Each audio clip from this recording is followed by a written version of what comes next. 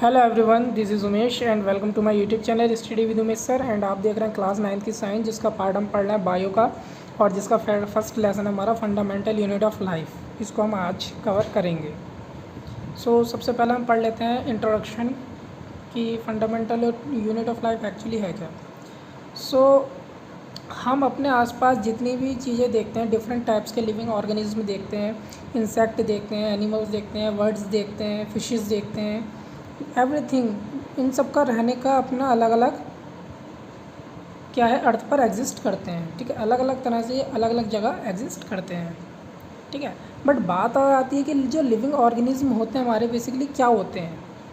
ठीक है, ये कैसे बनते हैं। ठीक है, और ये जो लिविंग ऑर्गेनिज्म होते हैं दूसरों से अलग किस टाइप से होते हैं, है ना, कि सिंपलेस्ट तरीके से दूसरों से किस टाइप से ये निर्भर मतलब दूसरे टाइप से किस टाइप से ये रहते हैं। What is the simplest unit of life which give rise to different living organism, कि जो सिंपलेस्ट यूनिट होती है लाइफ की, वो दूसरे लिविंग ऑर्गेनिज्म से कैसे डिफरेंट बनाती है। तो इसके सबसे पहले बात आती है सेल्स की। ठीक है, तो सेल्स एक्चुअली क्या होता है। तो all the living organism are made up of small structure called cell. जो भी कोई लिविंग ऑर्गेनिज्म होता है वो एक सेल का स्ट्रक्चर होता है। बेसिकली सेल आते हैं, फिर सेल का ग्रुप टिश्यूज़ आता है, टिश्यूज़ का ग्रुप ऑर्गन्स, ऑर्गन्स का ग्रुप लिविंग ऑर्गेनिज्म बनता है। ठीक है, तो एक स्ट्रक्चर होता है सेल्स का जो कि लिविंग ऑर्गेनिज्म को बनाता है।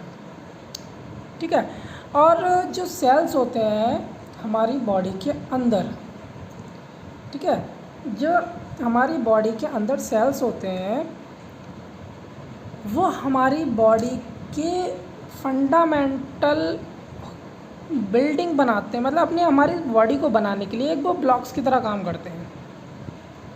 ठीक, और क्या होता है जो जिससे हमारी पूरी एक बॉडी क्रिएट होती है। बिना सेल के बॉडी क्रिएट नहीं होगी, क्योंकि सेल के बिना टिश्यूज़ नहीं बनेंगे, टिश्यूज़ के बिना जो है आपका ऑर्गन नहीं बनेगा, जब ऑर्गन नहीं बनेगा तो लिविंग ऑर्गेनिज्म नहीं बनेंगे। तो यहाँ पर जो सेल होते हैं बहुत ही ज़्यादा इम्पोर्टेंट कह सकते हो। ठीक है, चलिए आगे बढ़ते हैं। तो इसके बारे में थोड़ी सी और इन्फॉर्मेशन ले लेते हैं। जो सेल्स था उसको फर्स्ट टाइम डिस्कवर करा था रॉबर्ट हुक ने 1665 में। ओके, तो जो रॉबर्ट हुक थे उन्होंने इसको किस टाइप से पहचाना कि ये सेल है। तो उन्होंने एक उनके खुद का तैयार करा हुआ एक माइक्रोस्कोप था। उन्होंने क्या करा, पेड़ की छाल को उन्होंने एग्जामिन करा, उसको एक्सपेरिमेंट करके देख रहे थे वो। तो उन्होंने क्या करा कि पेड़ की छाल पर उन्होंने कुछ जो है छोटे छोटे लिविंग ऑर्गेनिज्म देखे।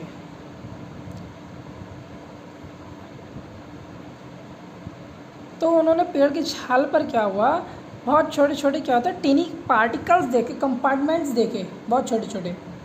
तो वो जो कंपार्टमेंट्स थे उनको उन्होंने नाम दिया सेल्स का। सेल्स को लैटिन वर्ड्स में बोला जाता है लिटिल रूम, एक छोटा कमरा। Okay, we are still using the term cell for describing this small unit of life. आज के टाइम पर हम जो सेल टर्म का यूज़ करते हैं वो बेसिकली जो है आपका unit of life, small unit of life से ही वो रिप्रेजेंट करता है। ठीक है,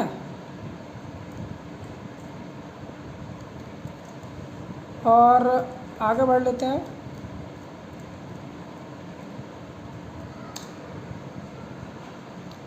सेल्स हमारे दो टाइप के होते हैं, एक तो यूनिसेल्यूलर होता है, एक मल्टीसेल्यूलर होता है।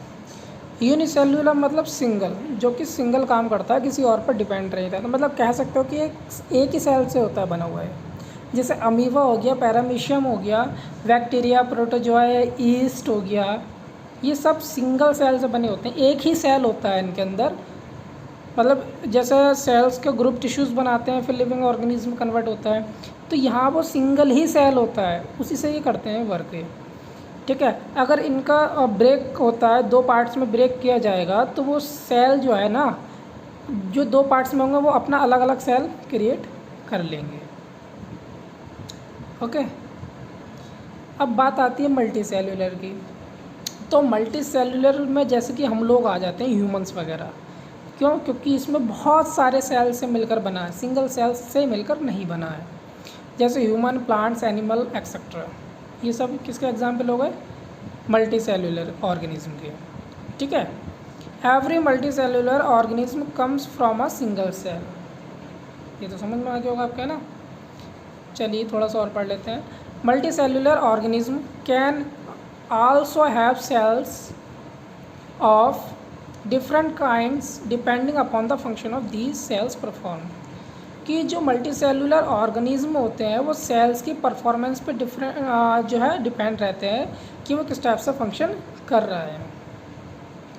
The shape and size of cells are related to the specific functions they perform. जो शेप और साइज़ होता है सेल्स का, वो एक दूसरे उसके स्पेसिफिक फंक्शंस के ऊपर डिपेंड करता है कि वो किस टाइप से परफॉर्म करते हैं। ठीक है। अगर देखा जाए ह्यूमन सेल, ठीक है, तो न्यूरॉन्स हो गया आपका, वाइट ब्लड सेल हो गए, आरबीसी हो गई, और स्मूथ मसल सेल्स हो गए। ठीक है। चलिए फंक्शन ऑफ सेल की बात कर लेते हैं। तो the cells have the capacity to perform basic function which are characteristics of all living और फॉर्म्स। ठीक है। तो जो क्या है, सेल्स के पास वो कैपेसिटी होती है कि वो बेसिक फंक्शन परफॉर्म करे जिससे ऑल लिविंग जो फॉर्म्स होती हैं, लिविंग ऑर्गेनिज्म को ईजिली वो सर्वाइव कर सके। बात कर लेते हैं प्रोकैरियोटिक सेल और यूकैरियोटिक सेल, क्योंकि दो टाइप के सेल्स होते हैं हमारे। तो some organism do not contain a well defined nuclear region. कुछ ऑर्गेनिज्म ऐसे होते हैं जो कि कंटेन नहीं करते हैं वेल डिफाइंड न्यूक्लियर रीजन को। किसके कारण? Due to the absence of nuclear membrane, यानी कि न्यूक्लियर मेम के अब्सेंस में या उसके कारण। Such as undefined nuclear region containing only nucleic acid is called nucleoid. यानी कि इस टाइप के अनडिफाइंड न्यूक्लियर रीजन जिनके अंदर केवल न्यूक्लिक एसिड कंटेन होता है उसको बोला जाता है nucleoid. Some organism lacking nuclear membrane are called prokaryotic. ठीक है। तो प्रो का मतलब होता है प्रिमिटिव, कैरियोटिक का मतलब होता है न्यूक्लियस। ये इसका एक डायग्राम है। ठीक है। न्यूक्लियोइड रीजन, ये जो आपको ब्लू वाला दिख रहा है यानी कि डीएनए। ठीक है। और इसके ऊपर एक आपको ये लेयर दिखाई दे रही होगी, ये लेयर आपको दिखाई दे रही है वो सेल वॉल होती है हमारी। और जो ये आपको छोटे छोटे दिखाई दे रहे होंगे लंबे लंबे से, इसको राइबोसोम्स बोला जाता है। ओके। और यहाँ पर जो आपको दिख रहा होगा कटा हुआ एरिया है ये वाला, इसको प्लाज्मा मेम्ब्रेन बोला जाता है। ठीक है। चलिए आगे बढ़ते हैं। अब बात आती है यूकैरियोटिक सेल की। तो the organism having a cell with well defined nuclear region covered by a nuclear membrane are called eukaryotics. जैसे कि उसमें क्या था कि एक वेल डिफाइंड जो था न्यूक्लियर रीजन नहीं था, बट इसमें एक वेल डिफाइंड न्यूक्लियर रीजन होता है। ठीक है। जो कवर्ड होता है किससे? न्यूक्लियर मेम्ब्रेन से, जिसके कारण इसे बोला जाता है यूकैरियोटिक सेल्स। ओके। देखो आपको ये न्यूक्लियस हो गया सेंटर वाला पॉइंट, और ये हमारा एग्जाम्पल हो गया न्यूक्लियर मेम्ब्रेन का। नेक्स्ट टॉपिक पढ़ लेते हैं। अब आता है साइटोप्लाज्म। ठीक है। तो in prokaryotic cells the cell organelles are not covered by a membrane. जैसे कि हमने बताया कि जो हमारे पास प्रोकैरियोटिक होते हैं उसमें सेल मेम्ब्रेन जो होता है के थ्रू जो होता है सेल ऑर्गेनेल्स कवर्ड नहीं होते हैं मेम्ब्रेन के थ्रू। ठीक है। Membrane bound cell organelles are only found in eukaryotic cells. जो मेम्ब्रेन सेल्स को कवर्ड करता है या सेल्स ऑर्गेनेल्स को कवर्ड करता है वो केवल यूकैरियोटिक में सेल्स में पाया जाता है। ठीक है। ये आपको डायग्राम दिख रहा होगा यूकैरियोटिक और प्रोकैरियोट, है ना, प्रोकैरियोट। तो इसमें न्यूक्लियस है बट इसमें न्यूक्लियोइड है। ओके। इसमें क्या है? माइटोकॉन्ड्रियन है, कैप्सूल्स है, सेल वॉल है हमारे प्रोकैरियोटिक में, सेल मेम्ब्रेन दोनों में होते हैं, राइबोसोम दोनों में होते हैं। ठीक है ना। अगला आ जाता है प्रोकार्योटिक सेल और यूकार्योटिक सेल में डिफरेंस। तो जो प्रोकार्योटिक जनरली क्या है, वो स्मॉल साइज के होते हैं, यानी कि 1 to 10 micrometre. But eukaryotic cell की बात की जाए तो ये बड़े होते हैं अकॉर्डिंग टू प्रोकार्योटिक। ठीक है, इसमें क्या होता है, प्रोकार्योटिक में न्यूक्लियर रीजन वेल डिफाइंड नहीं होता, जबकि यूकार्योटिक में अच्छी तरह से होता है। प्रोकार्योटिक क्या होता है, कंटेन्स ओनली सिंगल क्रोमोसोम्स। और जो यूकार्योटिक होता है ये क्या होता है, मल्टीपर्पस या multiple chromosomes are present. Prokaryotic में क्या होता है, membranes bound cell organelles are absent. ठीक है, बट अगर यूकार्योटिक की बात की जाए तो cell organelles are covered by membrane, यानी कि यूकार्योटिक में जो सेल ऑर्गेनेल्स होते हैं वो कवर्ड होते हैं मेम्ब्रेन के थ्रू। बट प्रोकार्योटिक की बात की जाए तो इसमें अब्सेंट होते हैं। अगर प्रोकार्योटिक सेल्स की बात की जाए इसके एग्जांपल्स की, तो बैक्टीरिया वगैरह आ जाएंगे। और जबकि यूकार्योटिक सेल की बात आती है तो इसमें एनिमल प्लांट सेल्स वगैरह आ जाते हैं। ठीक है, अब साइटोप्लाज्म के बारे में बात कर लेते हैं। इन सेल बायोलॉजी, अगर हम सेल बायोलॉजी के बारे में पढ़ रहे हैं तो cytoplasm is a fluid content inside a plasma membrane, यानी कि जो प्लाज्मा मेम्ब्रेन के अंदर एक तरल पदार्थ होता है, ठीक है, वो साइटोप्लाज्म होता है, जो कि प्लाज्मा मेम्ब्रेन के अंदर प्रेजेंट होता है। ठीक है, ये थोड़ा सा इसका एक स्ट्रक्चर है, देख लेना इसको आप।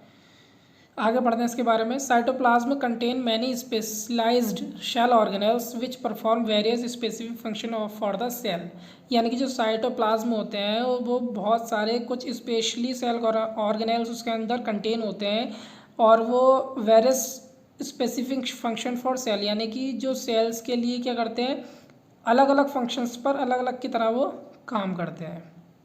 ठीक है, जैसे chromosomes, Golgi body, राइजोसोम्स, smooth endoplasmic reticulum, mitochondrion, lysosome, nuclear membrane है आपका, बीच में जो सेंटर है न्यूक्लियस हो गया, ठीक है, ये वाला।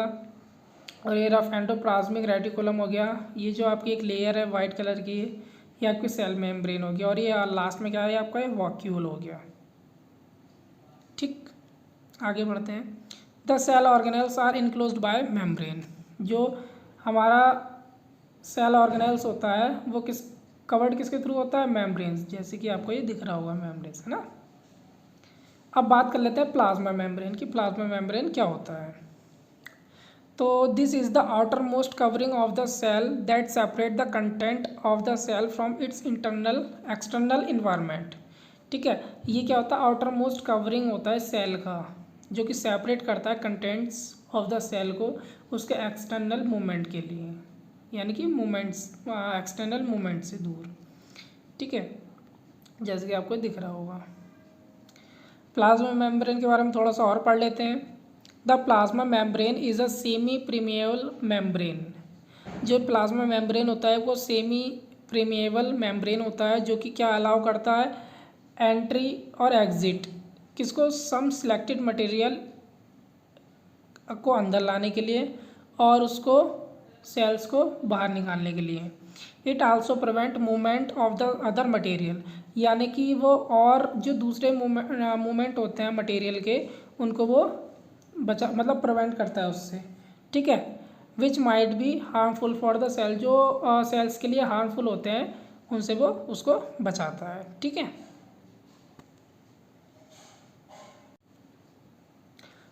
अब बात कर लेते हैं इसके थोड़ा सा और। तो plasma membrane is a very flexible structure, यानी कि जो प्लाज्मा मेम्ब्रेन होता है बहुत ही फ्लेक्सिबल स्ट्रक्चर इसका होता है बना हुआ, यानी कि फ्लेक्सिबल ही होता है, यानी रिजिड नहीं होता है, कठोर नहीं होता है।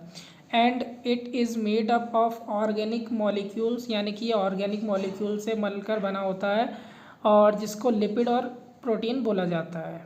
ठीक है, जैसे कि प्रोटीन आपको ये जो पिंक कलर के आपको दिख रहे होंगे, ये प्रोटीन्स हो गए आपके। ठीक है, और ये जो आपको ये दिख रहे हैं ना ऊपर गोल गोल से दिखाई दे रहे होंगे, ये कार्बोहाइड्रेट चेन्स हैं। ठीक है, ये जो आपकी बीच में आपका गैपिंग दिख रहा होगा, ये आपका सेल मेम्ब्रेन है। ठीक है, इनसाइड ऑफ सेल साइटोप्लाज्म ये। ठीक है, आगे की बात कर लेते हैं। तो एंडोसाइटोसिस ये क्या होता है, the flexibility of plasma membrane enable to cell and engulf in food and other necessary material from its internal external surrounding. Such a process is known as a endocytosis. यानी कि जो फ्लेक्सिबिलिटी होती है plasma membrane की वो enable करती है किसको, सेल्स को, कि फूड का इनगल्फ करने के लिए और अदर जो नेसेसरी मटेरियल को, यानी कि उसके एक्सटर्नल सराउंडिंग से नेसेसरी मटेरियल को बनाने के लिए, ठीक है। और ये जो प्रोसेस कहलाता है वो हमारा एंडोसाइटोसिस कहलाता है। Amoeba which is a unicellular organism acquire its food by the process of endocytosis. यानी कि एंडोसाइटोसिस जो होता है वो यूनिसेलुलर ऑर्गेनिज्म क्या करते हैं, उसके थ्रू क्या बनाता है, फूड बनाते हैं। तो वो प्रोसेस जो जिसमें यूनिसेलुलर ऑर्गेनिज्म अपना फूड खुद बनाते हैं वो प्रोसेस हमारा एंडोसाइटोसिस कहलाता है। ये आपका अमीबा का डायग्राम है, ठीक है। आगे पढ़ते हैं। अब बात आती है डिफ्यूज़न और ऑस्मोसिस की, कि डिफ्यूज़न और ऑस्मोसिस क्या होता है। तो diffusion, the different substance move across the plasma membrane in and out of the cell. यानी कि बहुत से जो सब्सटेंस होते हैं वो प्लाज्मा मेम्ब्रेन के अंदर मूव करते हैं और सेल से वो बाहर जाते हैं, तो by the process of diffusion, यानी कि डिफ्यूज़न के प्रोसेस से। तो diffusion is a process of spontaneous movement of substance, कि यानी कि जो डिफ्यूज़न होता है वो एक प्रोसेस होता है स्पॉन्टेनियस मूवमेंट का, सब्सटेंस का, ठीक है, from a zone of a high concentration of a zone of low concentration, कि यानी कि जो हाई कंसनट्रेशन जोन होता है उससे लो कंसनट्रेशन जोन के लिए, ठीक है। ये आपको मूवमेंट ऑफ पार्टिकल का दिख रहा होगा, ये हाई कंसनट्रेशन है, ये लो कंसनट्रेशन है, ठीक। और पढ़ लेते हैं। इन आवर सेल्स, हमारे सेल्स में द मटेरियल मूव इन, यानी कि जो मटेरियल होता है वो मूव करता है, और आउट क्या होता है, by the similar process of diffusion, और जो डिफ्यूज़न का जो सिमिलर प्रोसेस होता है उसके थ्रू आउट हो जाता है। फॉर एग्जांपल जैसे CO2 गैस, यानी कि carbon dioxide gas is a cellular waste, जो कि सेल्यूलर वेस्ट होती है, and it need to be exert by the cell, और जिसके सेल के थ्रू वो एग्जर्ट कर दी जाती है, बाहर कर दी जाती है, ठीक है। सिमिलरली ऑक्सीजन क्या होती है, ऑक्सीजन इनसाइड कर ली जाती है, जैसे कि आपको दिख रहा होगा ये CO2 बाहर जा रही है और O2 अंदर आ रही है, ठीक है। ऑस्मोसिस की बात कर लेते हैं। The movement of water of a region of high water concentration to a low water concentration through a semi permeable membrane is called osmosis. जैसे उसमें क्या था कि हाई कंसनट्रेशन से लो कंसनट्रेशन में जा रहा था, इसी टाइप से क्या है कि हाई वाटर कंसनट्रेशन से लो वाटर कंसनट्रेशन में जाता है, किसके थ्रू, एक सेमी प्रीमियल मेम्ब्रेन के थ्रू, या प्लाज्मा मेम्ब्रेन के केस के अंदर। तो इस पूरे प्रोसेस को बोलते हैं ऑस्मोसिस, ठीक है। The movement of water across the plasma membrane is affected by the amount of substance dissolve in water. तो जो मूवमेंट का वाटर का जो मूवमेंट होता है प्लाज्मा मेम्ब्रेन्स के अक्रॉस, वो अफेक्ट हो जाता है किसके किसके द्वारा, वो अमाउंट ऑफ सब्सटेंस जो कि किस में होता है, डिजॉल्व किस में होता है, वाटर के अंदर डिजॉल्व हुआ होता है। तो ये क्या कहलाता है हमारा, osmosis of water is a type of diffusion only. ये एक टाइप का डिफ्यूज़न है, केवल ऑस्मोसिस ऑफ वाटर। तो आप ऑस्मोसिस का प्रोसेस देख सकते हो कि प्योर वाटर, फ्रेश वाटर जो हमारा इंसाइड किया गया है, ठीक है। यहाँ पर क्या है, सेमी प्रीमियल मेम्ब्रेन है, इसके द्वारा कंटेनमेंट जोन से ये, इस जोन से ये सॉल्ट वाटर क्या है, बाहर निकल रहा है, ओके। ये डायरेक्शन है फ्लूइड वाटर का, यानी कि जो डायरेक्शन, ये जो वाटर आपका फ्लो हो रहा है, ओके। आगे पढ़ लेते हैं ऑस्मोसिस के बारे में और थोड़ा सा। तो the similar process of osmosis occur when our cells are expose to water solution containing substance. इसकी तरह सिमिलर प्रोसेस होता है ऑस्मोसिस का, जो कि अकर करता है जब सेल्स हमारे एक्सपोज्ड हो जाते हैं वाटर सॉल्यूशन में, ठीक है। Water moves from high concentration water region to low concentration water region. जब वाटर मूव्स कर जाता है हमारा हाई कंसनट्रेशन वाटर रीजन से लो कंसनट्रेशन वाटर रीजन में, across the plasma membrane, plasma membrane के अक्रॉस में, जो कि एक किस टाइप से एक्ट करता है, सेमी प्रीमेबल मेम्ब्रेन के थ्रू, ठीक है। If we put an animal cell और a plant cell into a sugar solution, अगर हम किसी एनिमल सेल और प्लांट सेल या एनिमल या प्लांट सेल वो शुगर सॉल्यूशन में अगर हम इसको इंसर्ट कराएं या डालें, तब क्या होता है it depend on the concentration of sugar solution. ये शुगर सॉल्यूशन पर डिपेंड करता है कि वो आगे क्या होगा उसके साथ, ठीक है। तो animal cell in sugar and water solution, जैसे कि हमने एनिमल सेल को ये डाल दिया है और ये हमारे शुगर के जो हैं वो मॉलिक्यूल्स हैं। Significance of diffusion, the process of diffusion help the cell to get different nutrient gases and other necessary material from the surrounding.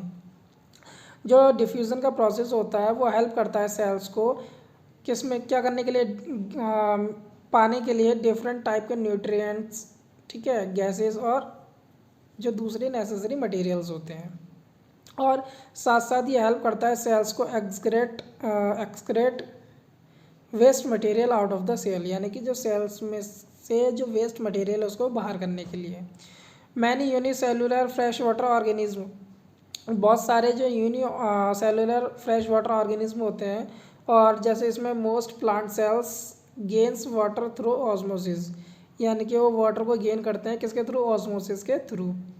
Absorption of water by plant root is example of osmosis, यानी कि जो water का absorption है किसका, plant की जड़ों के through यानी कि रूट्स के थ्रू, वो एग्जाम्पल किसका है, ऑस्मोसिस का है। और कहा जाए तो diffusion is a very important phenomenon for working of any cells, यानी कि जो अगर सेल्स काम कर रही है, वर्क कर रही है, उसके लिए डिफ्यूज़न एक बहुत ही ज़्यादा इंपॉर्टेंट फिनोमिनन है, घटना है, ठीक है। अब बात कर लेते हैं हमारे पास यहाँ पर सेल वॉल की, कि सेल वॉल क्या होता है। तो इन अ प्लांट सेल के अंदर देयर एग्जिस्ट अनदर मेम्ब्रेन, यानी कि उनके अंदर एक अनदर अलग दूसरा मेम्ब्रेन भी एग्जिस्ट करता है, अदर देन है प्लाज्मा मेम्ब्रेन, यानी कि प्लाज्मा मेम्ब्रेन के अलावा। This membrane is rigid in nature, यानी कि ये जो मेम्ब्रेन होता है रिजिड होता है, यानी कठोर होता है, हार्ड होता है। And it lies just outside the plasma membrane covering the cell, और ये जस्ट जो प्लाज्मा मेम्ब्रेन है उसके बाहर प्रेजेंट होता है सेल के अंदर, ठीक है। This outermost membrane is called cell wall, और ये क्या कहलाता है, हमारा सेल वॉल कहलाता है। जैसे कि ये प्लाज्मा मेम्ब्रेन है इनसाइड वाला, और ये बाहर वाला हमारा क्या है, सेल वॉल है, ठीक। जो प्लांट सेल के अंदर जो सेल वॉल होता है वो मेनली किससे कंपोज्ड होता है, हमारा सेल्यूलोज से कंपोज्ड होता है। Cellulose is a complex substance, जो सेल्यूलोज होता है एक कॉम्प्लेक्स सब्सटेंस होता है, और क्या करता है, दस हमारा together with the rigid nature, और क्या होता है, रिजिड नेचर का होता है, ठीक है। और ये प्रोवाइड क्या कराता है, स्ट्रक्चरल स्ट्रेंथ प्रोवाइड कराता है किसकी, प्लांट्स के लिए। अब प्लाज्मोलाइसिस की बात कर लेते हैं। When a plant cell loses water through osmosis there are shrinkage of the content, जब प्लांट सेल होता है वो अपना वाटर को लूज करने शुरू कर देता है ऑस्मोसिस के थ्रू, तो यहाँ पर एक श्रिंकेज कंटेंट होता है सेल का, जो किससे, सेल वॉल से दूर प्रेजेंट होता है, ठीक है। तो ये जो प्रोसेस, ये जो घटना कहलाती है हमारी, वो प्लाज्मोलाइसिस कहलाती है, ठीक है। बट जो सेल वॉल होती है प्लांट सेल के अंदर, वो प्रिवेंट क्या कराती है, the bursting of cells content when the cell are exposed in very diluted external medium, यानी कि बचाती है जब सेल क्या होती है, एक्सपोज्ड हो जाती है डिल्यूटेड एक्सटर्नल मीडियम में, ठीक है, यानी कि हाइपरटोनिक सॉल्यूशन में, ठीक है ना। When a plant cell is exposed external medium, the fluid enter into the cell by the osmosis and the cell starting swelling up, यानी कि जब जो एक्सपोज हो जाती है एक्सटर्नल मीडियम में, तब क्या है, उसका जो फ्लूइड होता है, तरल पदार्थ होता है, वो जो सेल का होता है वो ऑस्मोसिस का वो अंदर एंटर करना शुरू कर जाता है और स्वेलिंग होनी शुरू हो जाती है। As the cell swell up, जैसे कि सेल स्वेल हो जाता है ना, सूज जाता है, there is pressure generate inside the cell, और सेल के अंदर क्या होता है, एक प्रेशर जनरेट होना शुरू हो जाता है। और प्लांट सेल के अंदर क्या होता है कि cell wall counter this internal pressure, और जो सेल वॉल प्रेजेंट होता है वो उसका काउंटर करता है, मतलब उसका अपोजिट वर्क करता है, और इसके अंदर वो सेल जो होता है हमारा प्रेशर को क्या करता है, बिल्डअप करता है सेल के अंदर। और ये ब्रस्टिंग, सेल का जो ब्रस्टिंग होती है, फटना है ना, उससे उसको बचाता है। जबकि एनिमल सेल की बात की जाए तो इसमें कोई रिजिड मेम्ब्रेन नहीं होता है, ठीक है, इसलिए क्या होता है, इसके जो सेल्स होते हैं वो ब्रस्ट हो जाते हैं, ठीक है ना। सो आज के लिए इतना ही। Thanks for watching this video. और ये पार्ट 1 था, और जल्द ही मैं इसका पार्ट 2 लेकर आऊँगा जिसमें इस चैप्टर को पूरा कवर्ड कर दूँगा, क्योंकि ये चैप्टर बहुत बड़ा है। सो इसको 2 पार्ट में कवर करेंगे। तो पहला पार्ट मैंने अब कवर कर दिया, इसका दूसरा पार्ट हम कुछ जो इसकी नेक्स्ट वीडियो होगी उसमें हम इसको सेकेंड पार्ट कवर्ड करके इसको पूरा कवर कर लेंगे। ठीक है, सो मिलते हैं आपसे नेक्स्ट पार्ट में। जब तक के लिए आप अपना ध्यान रखिएगा, पढ़ते रहिएगा, keep learning. Have a nice day, take care, bye bye.